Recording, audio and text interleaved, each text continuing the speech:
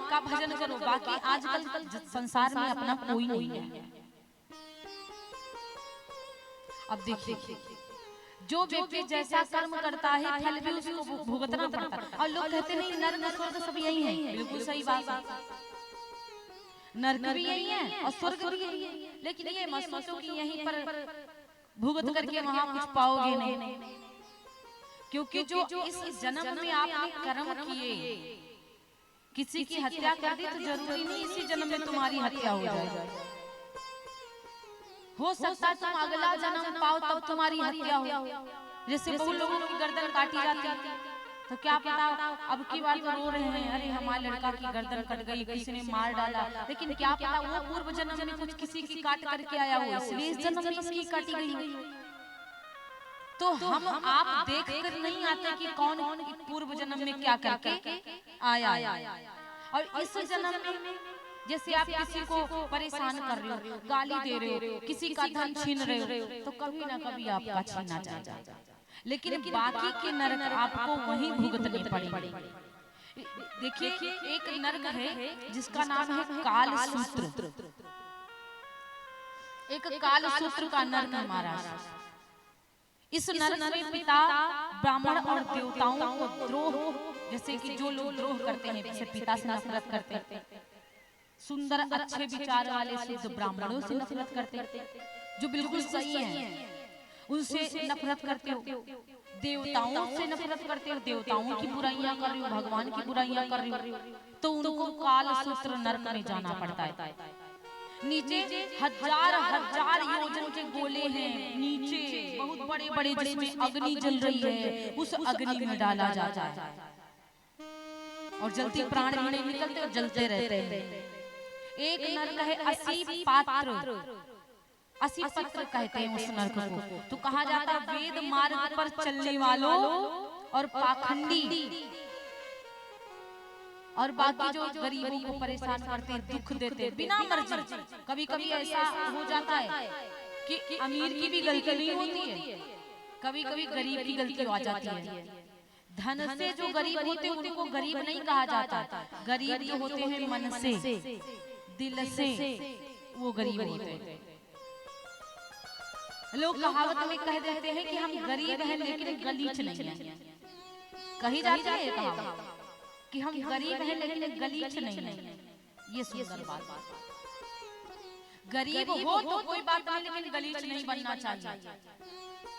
और कुछ लोग गरीब भी होते हैं, साथ साथ में गलीच भी होते हैं। बुरा नहीं मानिएगा, ये बात सच है भैया। कुछ मैंने ऐसे परिवार देखे हैं कि हैं गरीब लेकिन कर्म कैसे कर रहे हैं। जैसे कि आप गरीब हो, हमको पता है कि हमारे पास 1000 रुपया नहीं है, तो हम क्यों थाना पुलिस बुलाएं।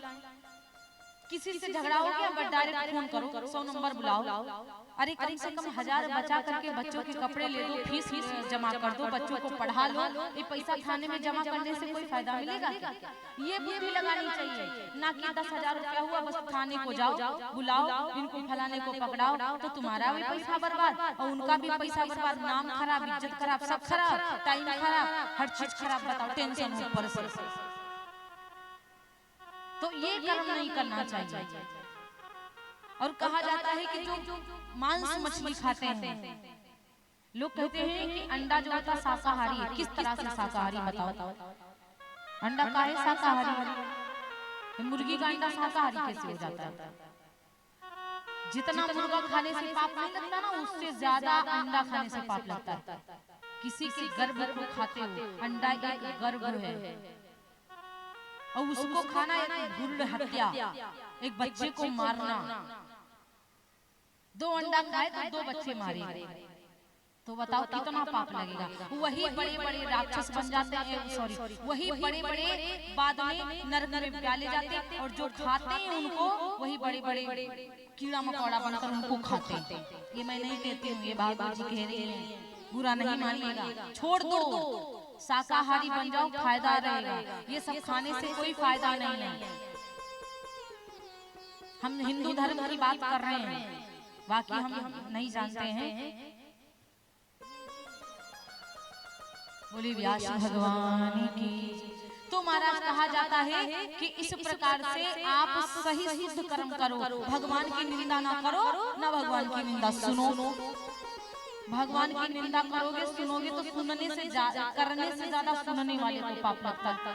ये रामचरितमानस जी में चौपाई लिखी है कि हरि हरि निंदा सुनई जो काना, हरि हरि निंदा सुनई जो काना, लगई पाप को घात समाना। हरि हरि निंदा सुनई जो काना, लगई पाप को घात समाना। हरि हरि निंदा सुनई जो काना, हरि हरि निंदा सुनई जो काना, हरि हरि निंदा सुनई जो काना, लगई पाप को घात समाना। हरि हरि निंदा सुनई जो काना, लगई